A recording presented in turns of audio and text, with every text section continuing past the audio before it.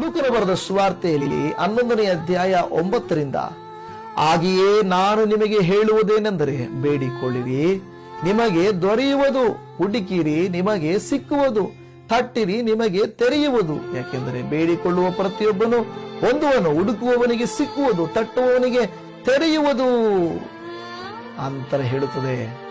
ನಿಮ್ಮಲ್ಲಿ ಯಾರಾದರೂ ತಂದೆಯಾದವನು ಮೀನನ್ನು ಕೇಳುವ ಮಗನಿಗೆ ಮೀನು ಕೊಡದೆ ಹಾವನ್ನು ಕೊಡುವನೇ? ಅಥವಾ ತತ್ತಿಯನ್ನು ಕೇಳಿದರೆ ಚೇಳನ್ನು ಕೊಡುವನೇ?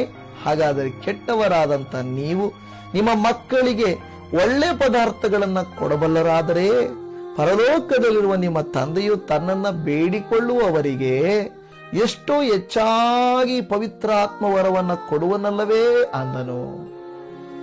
ಅಲ್ವಾ ಪ್ರೀತಿ ಜನವೇ, ಈ ವಾಕ್ಯ ಹೇಳ್ತಾ ಇರುವಂತ ಮಾತು ಏನಂದ್ರೆ, ದೇವರ ವಾಕ್ಯ ಹೇಳ್ತಾ ಇರುವಂತ